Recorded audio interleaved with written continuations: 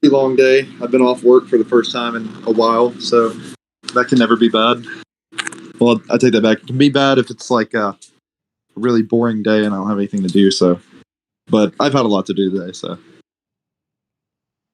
but yeah, no, I appreciate you. You're going to be like the first event that we have here, basically, with like all these interview and AMAs.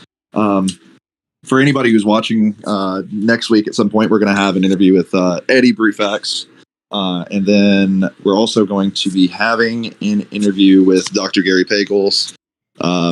If you want to keep track of the interviews that are going on, you can click on that event tab at the very top, and you'll have a list of basically everybody. There are some that I haven't had scheduling yet with, like Jack Angstrike and Friction admin Detroyer. He's going to be having an interview here as well. But yeah, if you guys are interested in any of those interviews, you can click interested, and it should notify you as soon as the event's about to start. And if not, then for some reason you're not getting the notification, then I just go ahead and at everybody in announcements anyways, an hour before, and then the time that we're about to start. So anyways, so basically this is just going to be how it goes. Like, we're going to have an interview that lasts for about like maybe 30, 45 minutes. And then you guys are going to be free to ask any questions that you want to Darth, like pertaining like to politics, anything you want to ask. Like, but the basic question that I want to start off with is like, tell us a little bit about yourself. Tell us like how you got your start in philosophy, and what ideas like were the most attractive to you when you first like started getting into all of this. Right. So I'm currently 22 years old. I go to the University of South Florida, currently studying for a BA in philosophy. I originally got into philosophy 4 years ago. That's when I started reading books that had to do with Hellenistic or Greek philosophy. So anything oriented with Plato, Aristotle, Epicurus, Democritus. And throughout the way, I gained more of a knowledge of modern philosophy, starting with Descartes. When I first started in philosophy, I had a skeptic approach, right? So I was very skeptical of the claims made by religious people, because I thought that there was no constitutive evidence for any of their claims. But I wasn't a strong atheist, so I just said that I just lacked the admission or the doxastic attitude towards the proposition that God exists. I just did not believe in God, but neither did I deny God.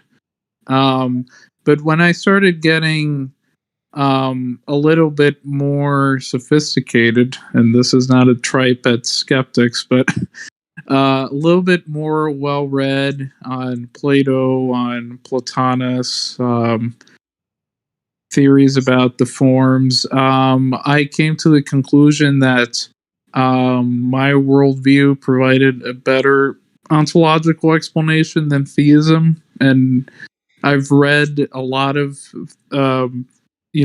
theistic accounts, especially under Christianity, where Saint Maximus takes this idea of the divine mind being the nous, and the nous originates out of Neoplatonism. So a lot of Christianity borrows a lot from my worldview, actually, if you historically look at it. And I, was comparing my worldview against the popular arguments for theism, the teleological argument, the cosmological argument, the transcendental argument, and I thought that these all fail because they rarely get to their conclusion anyway, and they beg the question. So that's how I started in philosophy. I was always an atheist, even when I've started, and even now I'm just a strong one. And yeah, that would be my journey up to now. Yeah. So I guess the question for me is, you said you read a lot of literature when it comes to not only like philosophy, like how, what books have mostly influenced like your change over from like from being an implicit atheist to an explicit atheist, and in other ways also, like what ways have your like views changed from when you first started, outside of just that, Yeah. So there's a lot of things. I'd definitely start with reading Plato's Republic. I think that's a good starter for just getting into the Platonic conception of politics. But anything to do with Plato's metaphysics and the idea of the forms, like in classical Platonism, that's a good start for at least getting familiar with Hellenistic literature or literature from ancient Greece. I was always heavily invested in Nicomachean Ethics by Aristotle, where he develops his theory of virtue ethics. That also had really inspiration at the time when I considered myself a virtue ethicist before committing myself to natural law teleology. I also admire more modern ones. I think Bertrand Russell's "Why I'm Not a Christian" is also very inspiring, especially for non-believers. I will admit, in my skeptic years, I was very fond of "God is Not Great." I know it's very popular among the new atheists. Christopher Hitchens. He had a influence on me until I discovered that the content wasn't very good, but he was rhetorically convincing. And most of the times he hardened my positions as a skeptic back in the day. Um, you know, Bertrand Russell, what he had to say about Descartes' Cogito, that's also a good read.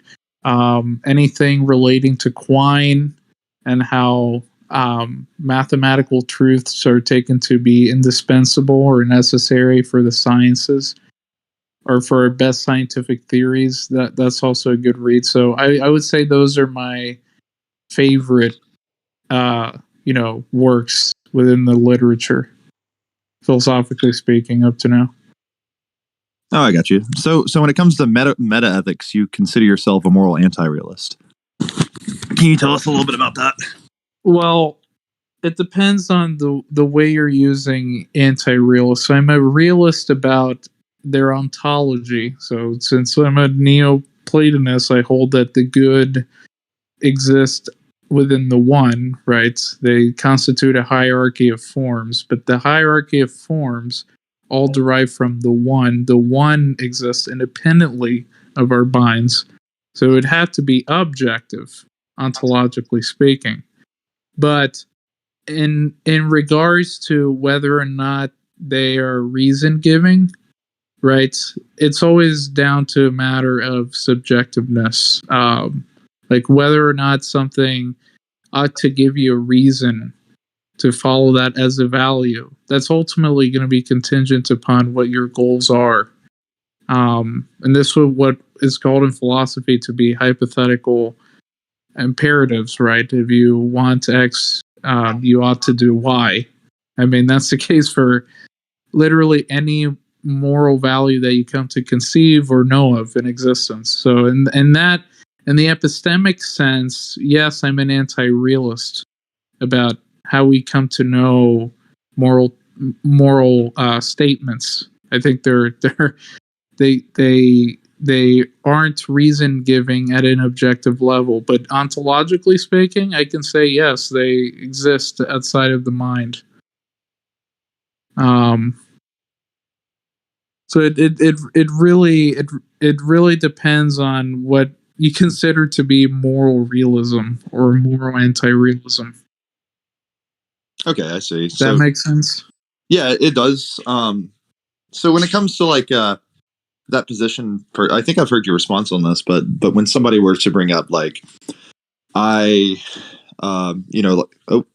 lost Darth. That happens every now and then. Here, I got you.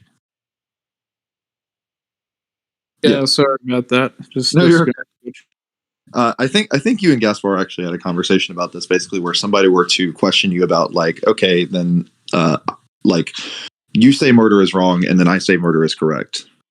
Where they try to kind of like pin you in that corner with that. Well, that's.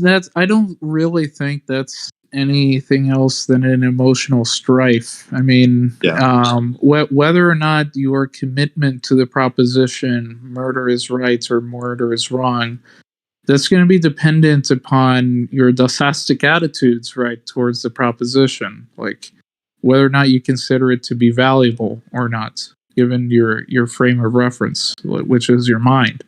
But ontologically speaking, I would say yes, there is such a thing as something not being in accordance with the good, and I would say that not being in accordance with the good would be things which constitute the many, or the chaotic world of the material, which what we would call it in Neoplatonism. The chaotic world of the material is that which is it reflects the intellect of the one, but it's not very clear that it always embraces the good of the one, right? Because this is the explanation of why we murder in the first place, right? We're not pursuing our telos being fulfilling the intellect. So the explanation for why murder is wrong under Neoplatonism is that it doesn't fulfill the function of the intellect. It's fulfilling the primary function of our primitive desires. That's a deviation away from the intellect. So, if that's an explanation. And the primitive desires, right, are distinct from what we would call the intellect from the one. The one has no primitive desires because it's not a part of the many. We would be the many in this case. Okay. So how does I know you also said that you kind of ascribed to error theory, right?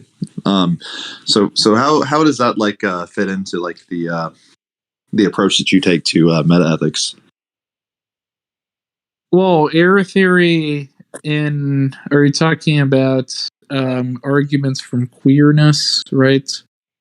I think I would agree with those conceptions. I don't think that, empirically speaking, there are such a thing as moral properties out there in the world. I mean, and if they were to exist, they would exist in kind of a strange form that we probably wouldn't even be aware of.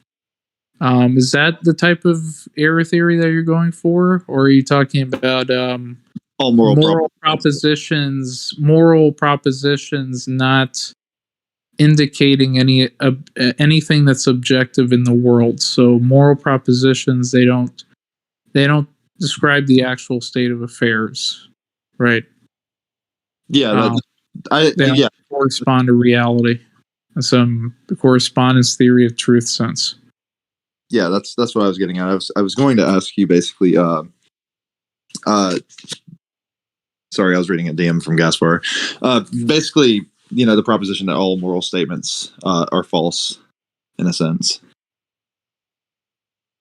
Well, see, this is where I think I would part ways with error theory, because there seems to be moral propositions which negate themselves, right? So how could they all be false if there could be at least one moral proposition that it's false?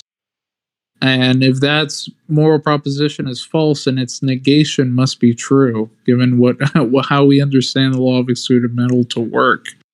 So this is where I disagree with what error theory is going for, because it's just categorically putting all moral propositions as just being in the category of being fictitious, right? Like not actually corresponding to reality.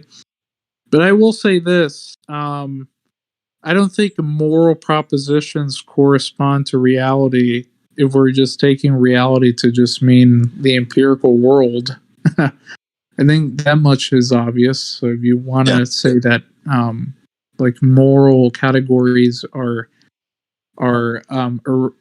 erroneous because they don't describe anything that's actually real or external from the subject, then that would be true in the empirical sense of the word. But I don't think that the empirical world constitutes all of reality, especially as a Neoplatonist. So I think there could be at least one moral proposition that corresponds to something outside of that empirical reality, and it can be true. Okay, so I kind of want to get into philosophy of the mind actually a little bit, also because I'm not exactly sure what approach that you take. I've heard you say that you take somewhat of an idealist approach, or maybe that's well, not an idealist approach. I'm more of a substance dualist. That mental properties are distinct from physical ones, and my particular view on that is, I think that the phenomenal states are the categories within our mind. They govern physical ones in a reciprocal fashion. So the mental is just feedback for what we experience as physical. okay. I actually think I kind of agree with you on that. When it comes to like physicalism, right? Which ways you like on that position? What ways do you kind of like differ from like the physicalist view? Would you say like basically? I'm assuming because excuse me, because I don't necessarily know as much about philosophy as everybody else does, but the physicalist view. Oh yeah, sorry. Go on. What were you Oh, gonna say? good. I was going to say the physicalist view basically say that there is a separation basically between the mind and the physical, right? Well, yeah, to an extent. I mean, if they're a non-reductive physicalist, they can say that. But I think most physicalists in current day are committed to the idea that consciousness emerges out of the brain, and I don't take that view. I think that our conscious faculties have always existed, but the in terms of its relation to physical states, they haven't always existed.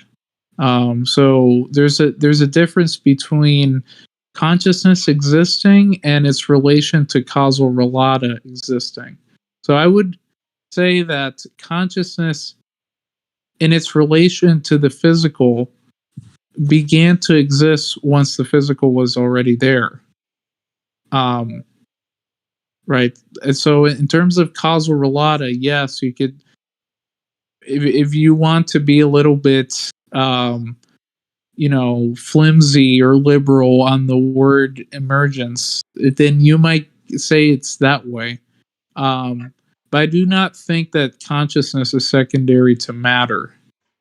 So I take the view that consciousness is the primary feedback for the physical states, right? But that itself, that relation, came into being at some point, right?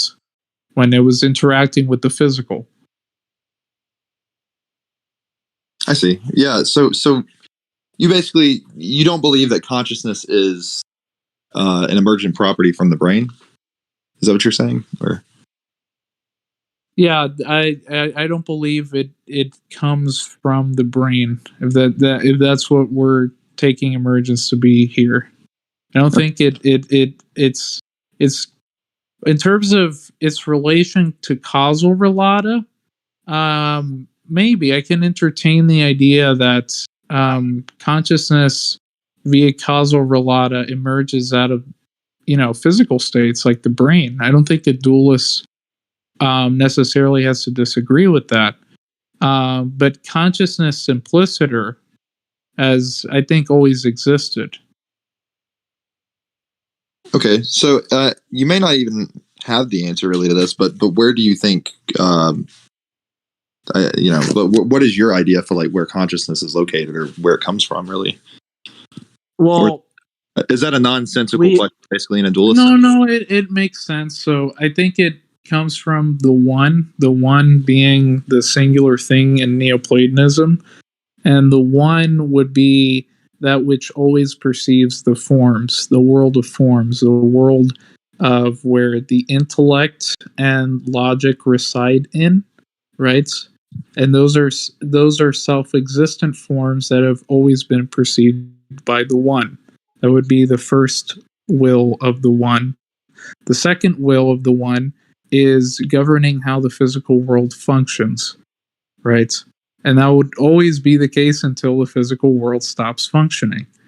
In terms of what grounds the intellect, that would be part of the first will out of the two that it has. And we would say that that's where our understanding of what we perceive comes from the singular thing. Now the singular thing, it's perceiving many things which exist, but unlike the many things that exist, like for example, my mind has no causal powers on the objects, right? The objects exist independently of my mind. I'm a transcendental realist in that sense. I don't think, like the empirical idealist, I don't think objects are dependent upon the subject's perception upon them in the finite world. But there's always been the one which perceives and sustains the objects that we see in the material world. In other words, it's always been aware of these forms. It's always been aware of the many in the material world, and it sustains them through its will.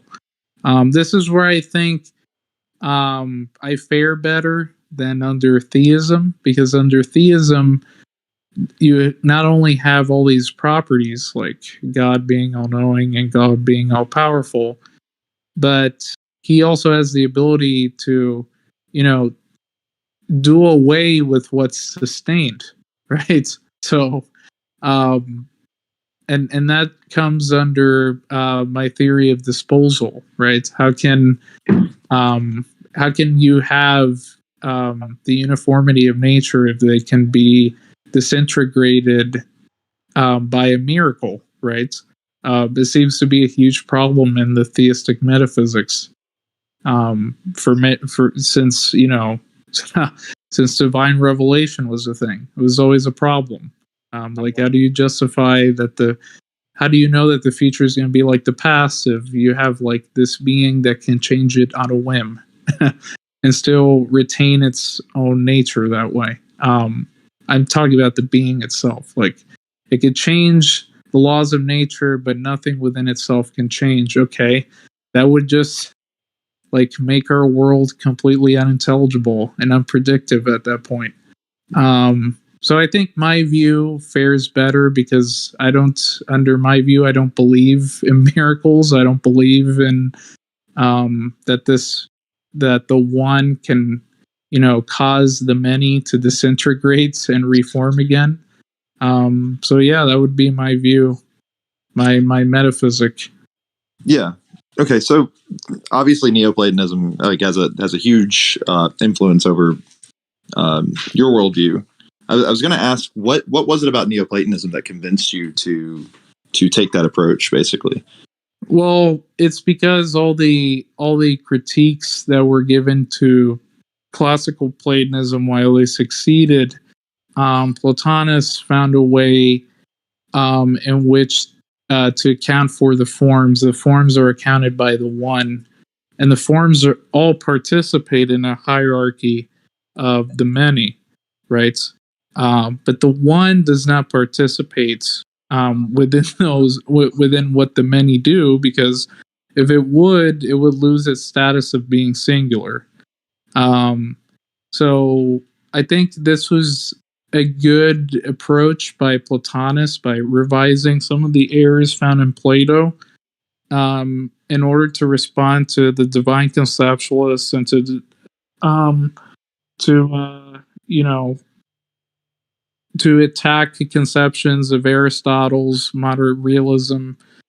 It was directed towards that, and I thought that most of it was mostly convincing, because it seemed like the divine conceptualists, they didn't really have an answer for why the laws of logic existed, other than just them being concepts in a being's mind, or at least reflections of it. But those are vague terms. I don't hold the view that logic is reflective of the one. I just think that logic has always been perceived by the one, and it's always sustained by the one through its self-existent nature. None of this, contrary to popular opinion, has to do with theism, because theism would usually posit that the laws of logic, as inferential, abstract universals, they're grounded in the mind of a non-inferential, concrete mind. That seems to not make a lot of sense, doesn't it? So I think the only worldview, right, when we're talking about ontology, which can give a coherent account of these things, or a consistent, at least, account of these things, is Neoplatonism, when we're talking about universals. Okay, so you do believe that there. I mean, obviously, I'm assuming you do believe there are universals then.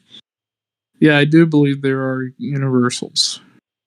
I just don't believe that the universals, that they're explained by a non-inferential concrete universal. That's the issue that we're dealing with here.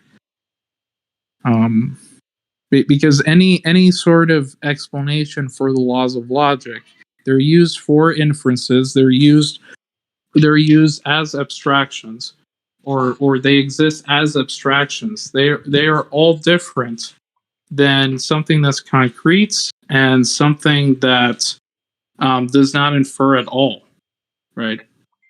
Yeah. So that's the problem. Okay. Well, yeah.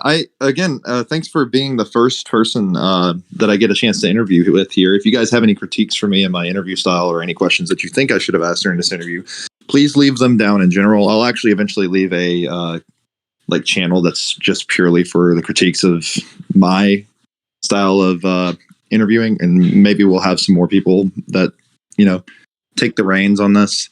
But I think it's a good time to, we've been going at it for about close to 30 minutes now. So if you want to open up AMA for a little bit. Yeah, that works. Okay. If anybody has any questions for Darth, now is the time to raise your hand. Or if you want to take a shot at Darth. I see Mr. Batman down there. All right.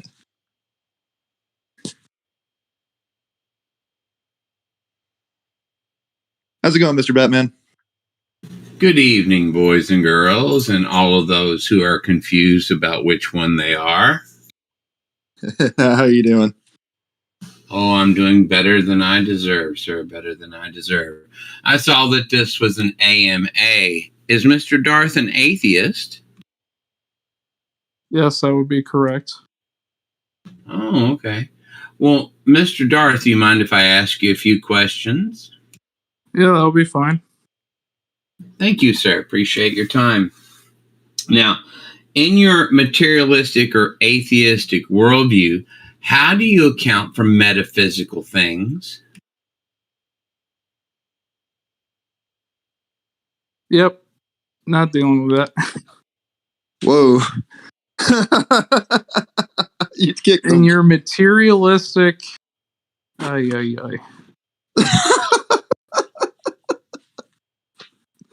Oh, shit. Not even a minute in and he's straw manning. Yeah. Daddy Smoke, did you have a question? Also, I put as a reason, you know what the reason was? Old man straw manning.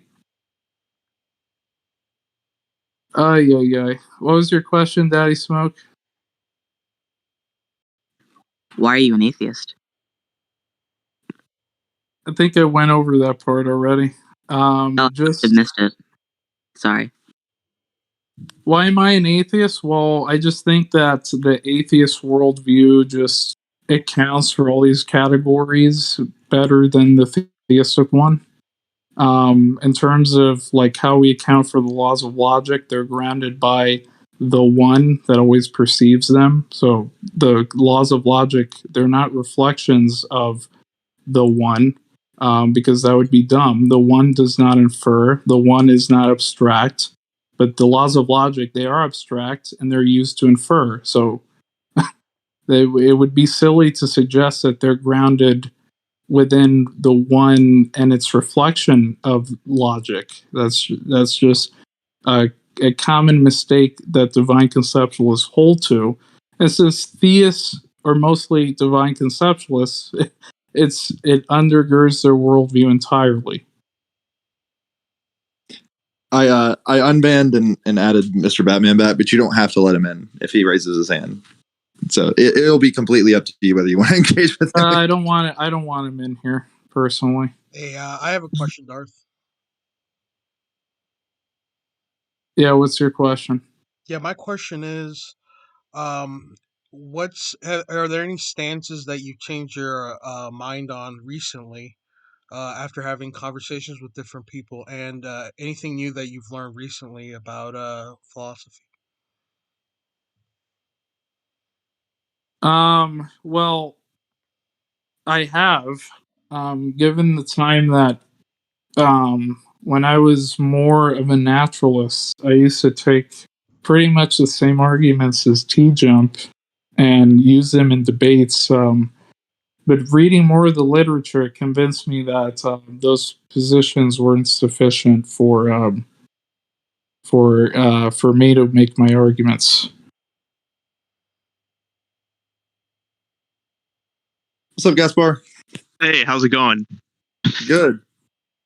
All right, Darth. Hey, man. All this stuff about the one, like how are you not? In my mind, everything I've heard you say today, I'm thinking he's basically a theist without the title. Like, why is that not What makes you think that? the idea of there? So the one is you're talking about the Platonic good, right? That generates the forms. Is that right? No, the forms constitute the Platonic form. The one is the starting point. The forms come after that in a hierarchy. Okay, yeah. So I mean, yeah, we can go forwards and backwards. We can say the forms constitute the one, or from the one the forms come. Yeah, it goes both ways. Makes sense. I think we're on the same page. So yeah, I guess we can say that that's not theism. But it's still got that same fixation on the hierarchical tree that leads to this monad, which, yeah, I mean, if we really don't like the title of theism, then we don't have to call it that. But yeah, I mean, it's not a problem. I'm not giving you too much of a hard time. It's just I didn't know that you held this view until today, which I guess is which is good for us to be doing these interviews. Yeah. Yeah, and Well, if you, Saint Maximus, when he was writing about the Nous, he was inspired by the Neoplatonists. Yeah. And Saint Maximus held to a Eastern Orthodox theology. Yeah. Yeah. I don't know that specifically about Saint Maximus, but I do know that that a lot of Orthodox mystical texts they talk about the nous. They talk about some of them actually even talk about the monad. So yeah. Anyway, yeah, it was interesting to hear. I'm not trying to actually seriously this. It's just I didn't know you held this view, so it's interesting. I guess if I would feel like I was not aligned against theists to the degree to which you are.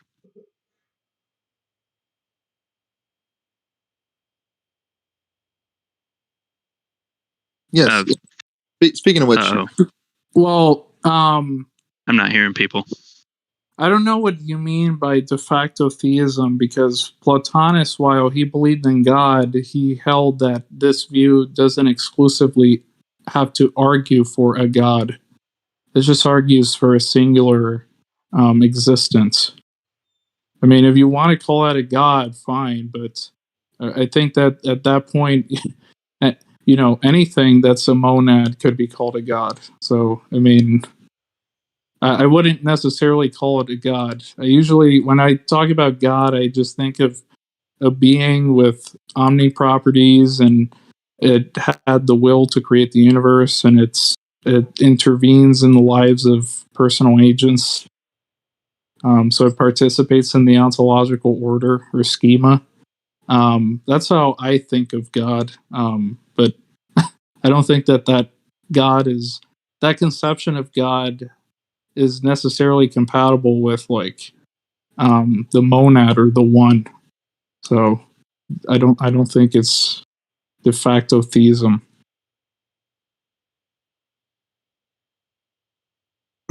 don't kick Batman. Just if you don't want to talk to him, just leave him in the audience. But Daddy Smoke, got you. Hey, Darth. Hello. Why are you an anarcho-communist? I'm not.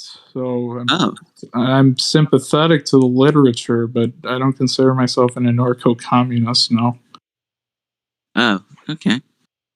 So, what would you be? What would you consider yourself? Center left.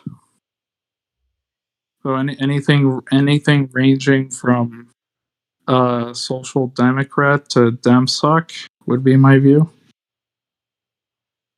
Okay.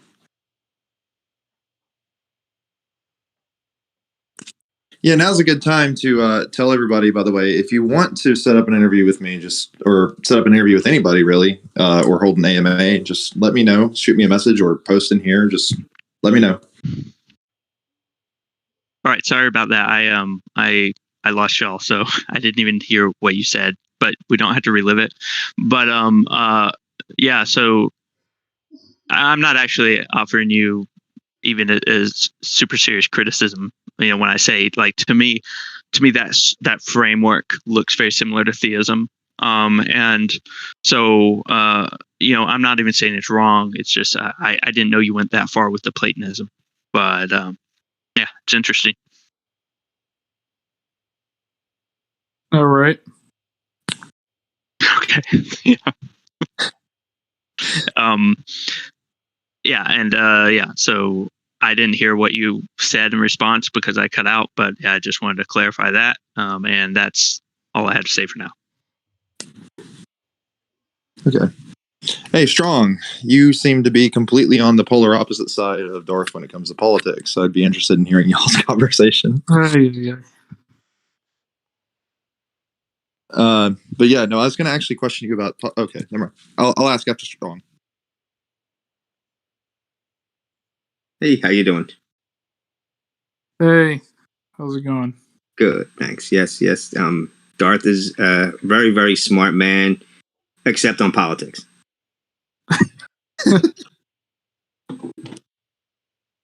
I don't think you need to be as smart as politics and philosophy. It's about what you can grab from the the state of affairs. Sure, I understand. But for what philosophy can give you and what politics could give you, politics actually affects a lot of people's lives. I would agree with that. Yeah, there's no denying that's true. Yeah, philosophy is interesting. I have a lot of respect for you, and I'm very interested in it. I don't know nearly enough as I would like to about it, but and I'm trying to learn. That's why I like hanging out with you, even though maybe you don't with me because I don't know barely anything about it. But I try. I'm very interested in it. But politics, that's very interesting to me. my second favorite subject after atheism. And it seems like I've been having to debate so many left-wingers and socialists and communists on this whole Discord. Seems like they're all against me. But, yeah. but I try my best. No, don't take it at heart. No, I'm pretty tough, so it's not the worst thing. I understand people are brought up liberal a lot of the times. I blame college professors for being so liberal, and they have such an influence. Well, I would say I don't have the same liberal attitude, if you would say, of the college professors that you see in academia, of worshiping whatever the mainstream media has to say about politics. So it wouldn't be a liberal in that sense, but liberal in so far as I want to promote individual rights and extend democracy. Sure, I would be a liberal by that definition. But I'm obviously very against, cancel culture, SJWs, any sort of mob mentality, anything that goes away from what the majority of academians say about politics. I'm against it. I'm against that mentality. So now everyone thinks what they believe is fair, or presumably, I would say. The Democrats, and we'll leave it at that, socialist, communists, I guess, but we'll just focus on the Democrats. They believe that it's fair to have taxes on people, extra taxes on people that legitimately earned the money, worked hard for it, invested, risked their money to gain income. And they believe it's fair to take that from the people that legitimately earned it and give it to people that didn't. I myself believe you should work hard, get the money, pay the taxes that are necessary. I don't want anyone starving in the streets, but I don't want to have to pay for people for their medical bills when I have to pay my own and my own families, and I don't want to have to pay for people's colleges when I have to pay for my own and my families. People should, as you have heard me said many times, get off their butts and get a job and pay for things. It shouldn't need things handed to them. I see it's very prevalent, especially among younger people. The older crowd did not feel this sense of entitlement that I see in the younger people. Generally speaking, there are exceptions. So a lot of this is going to depend upon what your concept of fairness is, ethically speaking. So is fairness to you just granting property rights to those who best perform under an economic system, a given economic system? Who decide that they want to invest in property, and they're taking their hard-earned money, investing it in property. And real estate, I think, is the best investment. Right, but you would say that requires a certain level of socioeconomic performance, a certain level of being lucky in terms of how the genetic lottery is concerned, lucky insofar as the amount of connections that you have with successful people. There's some aspects of volition there, don't get me wrong, but a lot of it has to do with your circumstances, and so just how competitive you are in this environment. Whereas the people that you say don't deserve it probably fall under the category of not being as good as, right? Okay, yeah, so I agree with all that you just said. And when you look at it, what is the alternative?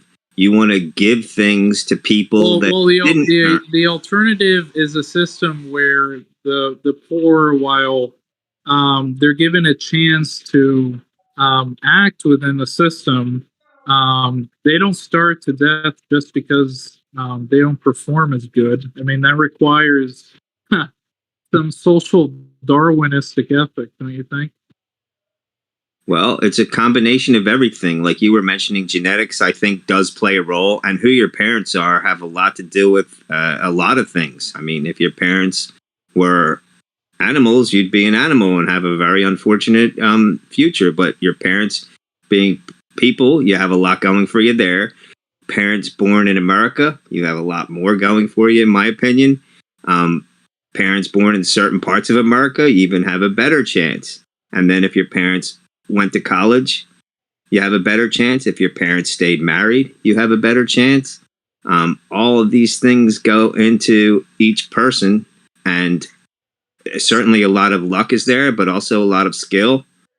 And I believe people should do the best they can to advance themselves and their families, and they should understand the importance of it. Now, money really often gets a bad name, gets a bad reputation. People, I know people, you bring up the subject of money, they get very upset. They think it's evil. They'll cite the Bible verse, for the want of money is the root of all evil. But all money is motivation. And motivation gets people off their butts. It gets me off my butt. If Well, people are just to be fair, when they say the love of money for all else equal, that's what's the root of all evil. That's what they're saying. So just the adoration of money as an idol, right? In terms of mammon, that's considered evil.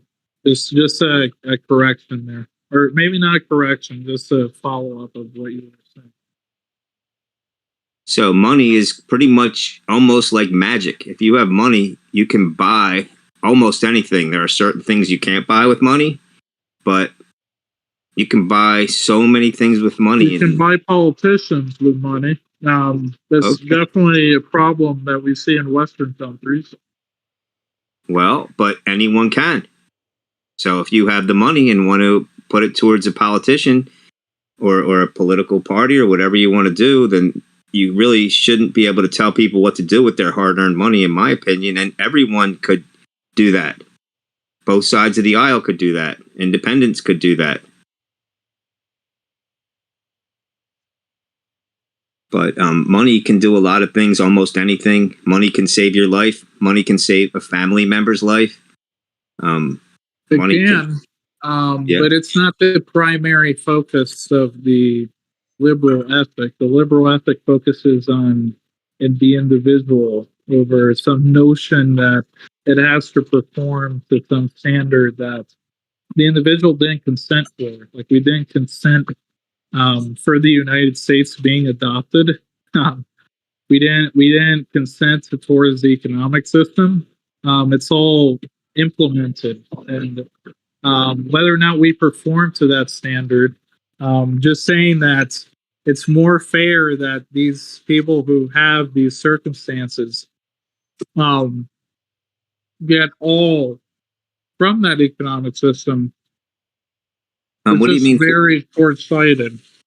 What do you mean from the United States being adopted?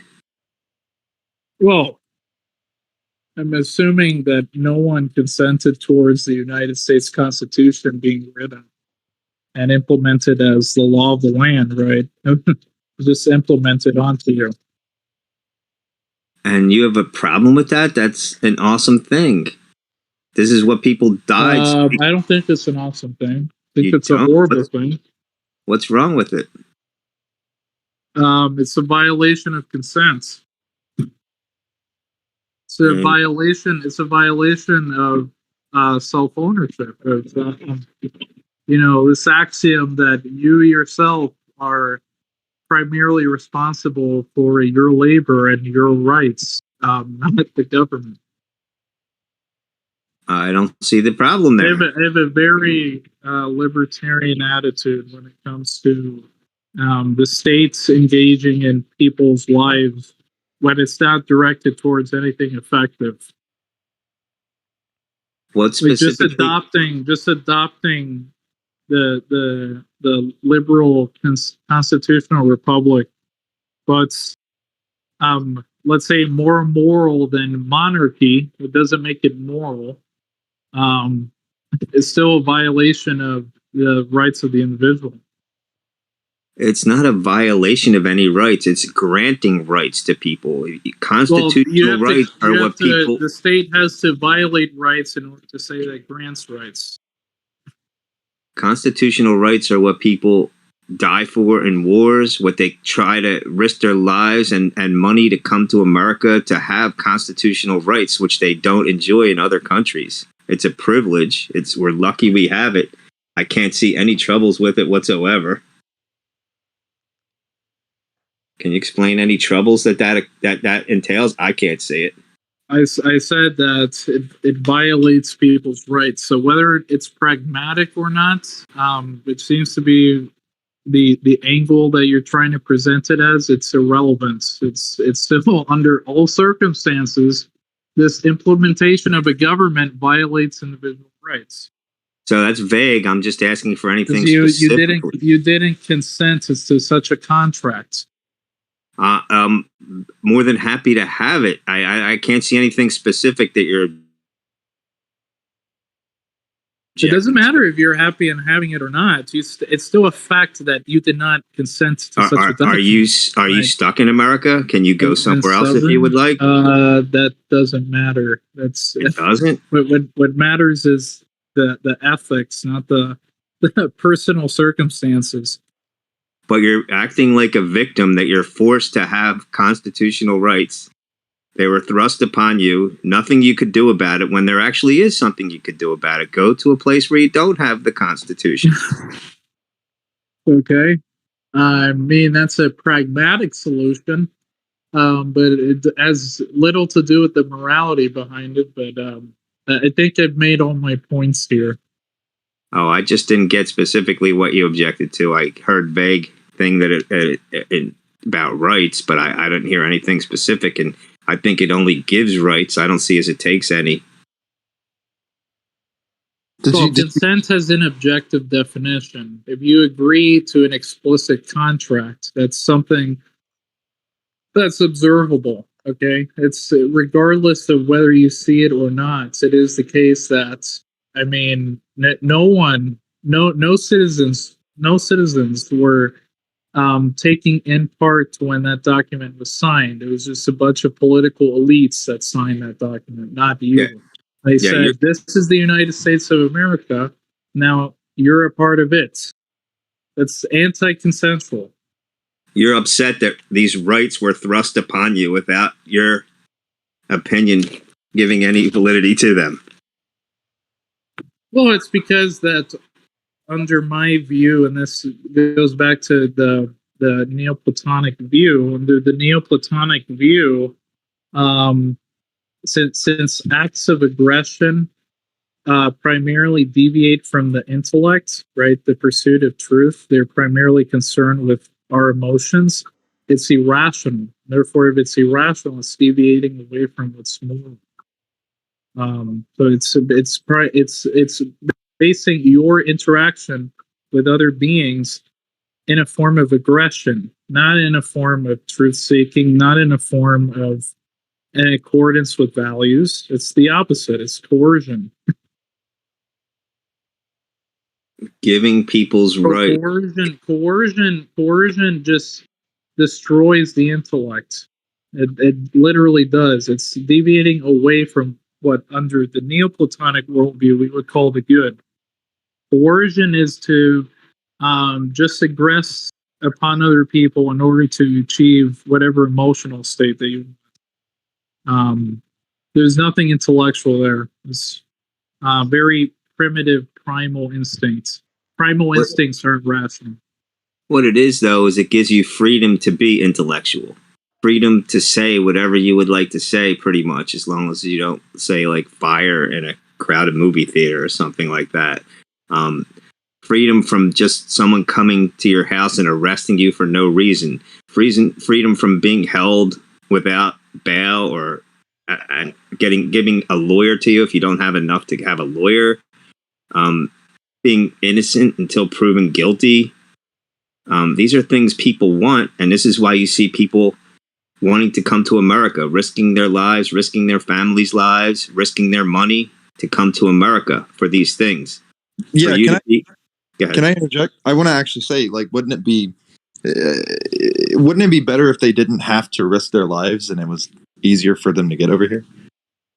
Well, I'm in favor of letting people here. I'm not opposed to that. I just think they should try to get here legitimately if you can. I know there's quotas and things like that. And I'm one of the people that don't blame people for trying to get here, even if they can't legally get here. I can totally understand it. If I was in their shoes, I would try to get here, even if I couldn't do it legally, because it's the best country in the world. So I can relate to that. Now, I am upset that a lot of the people that come up, they're coming up from Mexico, and they're going to probably vote Democrat. So that does upset me a bit. But other than that, I can't blame them a bit for trying to come to the best country in the world. Best chance for success for them. Certainly best chance for their kids to have success. Darth, do you want to have a closing remark to this, and then move on to somebody else if they have a question? Yeah, so under my view, the pragmatic standards, they don't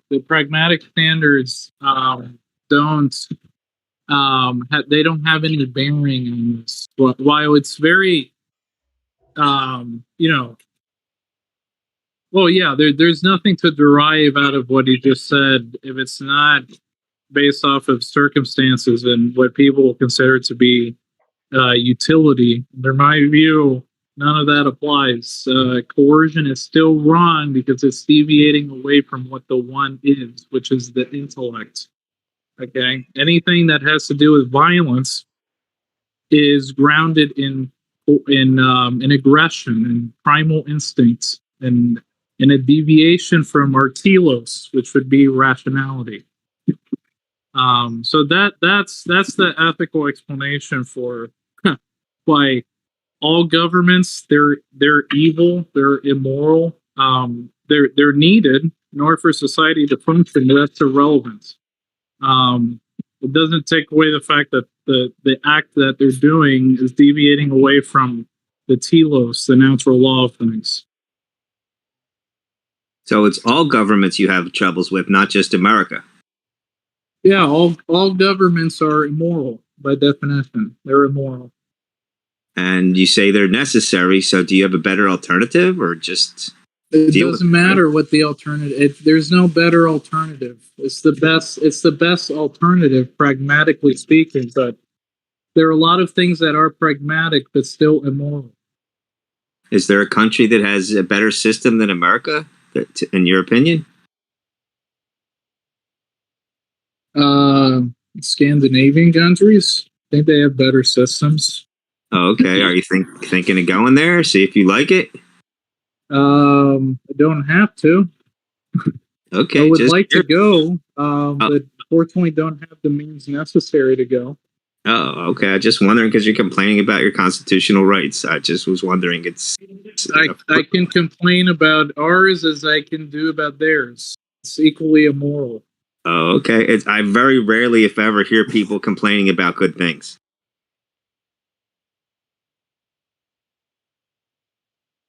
All right. Did anybody else have a question?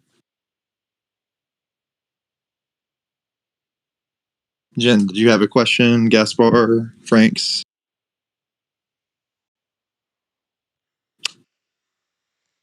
All right, man. I think that's probably going to wrap up the night.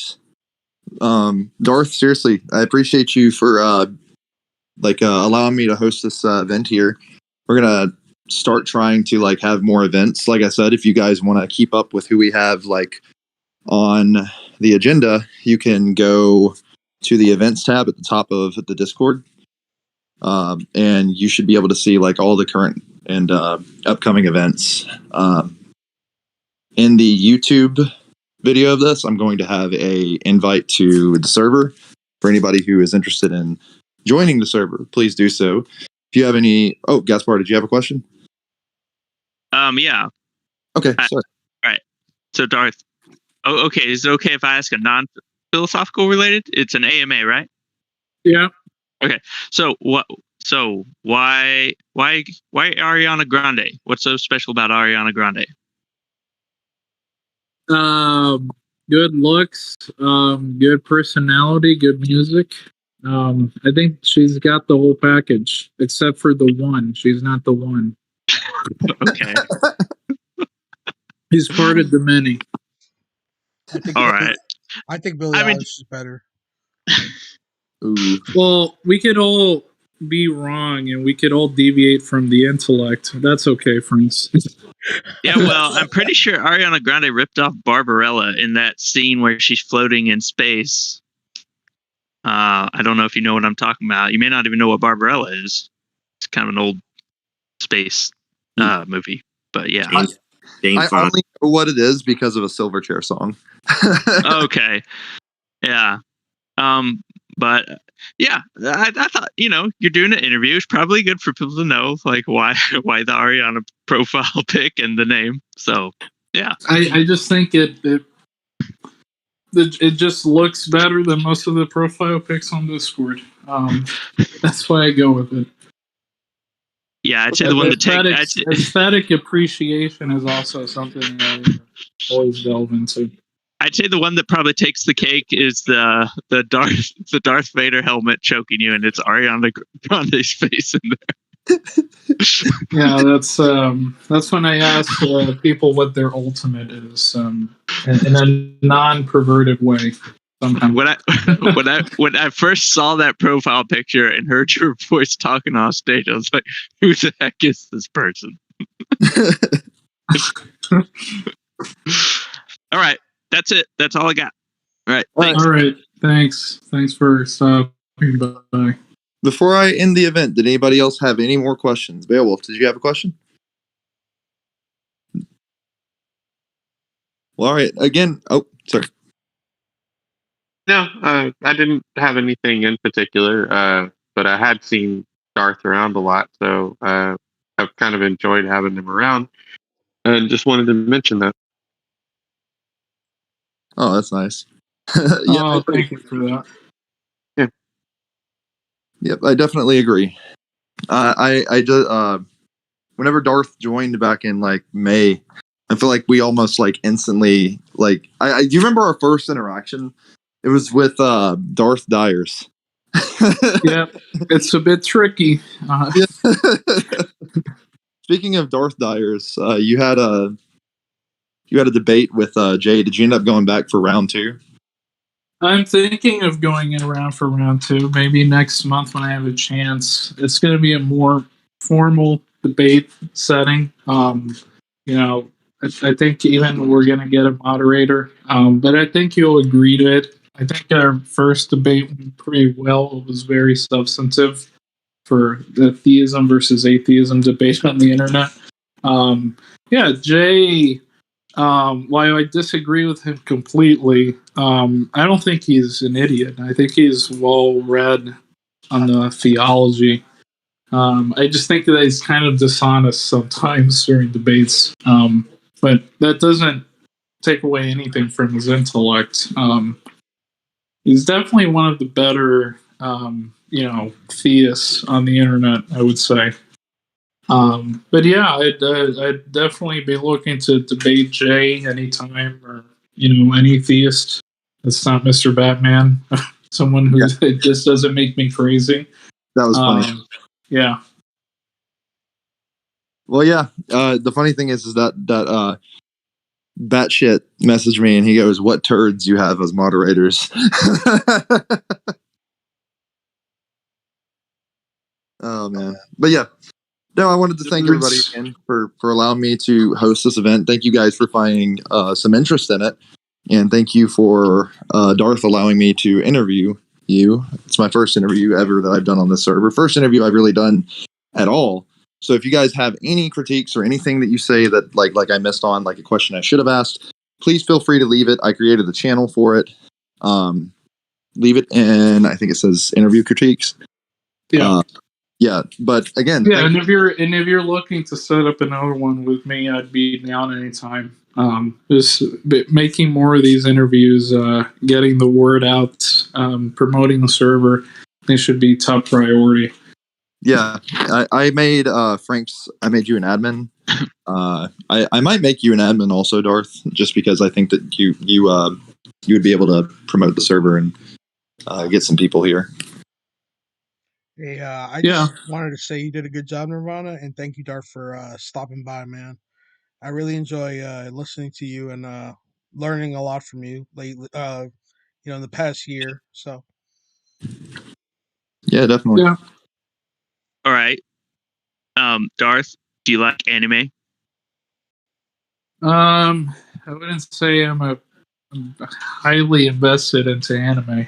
No, I think some things in anime are cool, but that's it. Okay. So you don't have a favorite anime? No. Oh, okay. All right. All right, that's fine.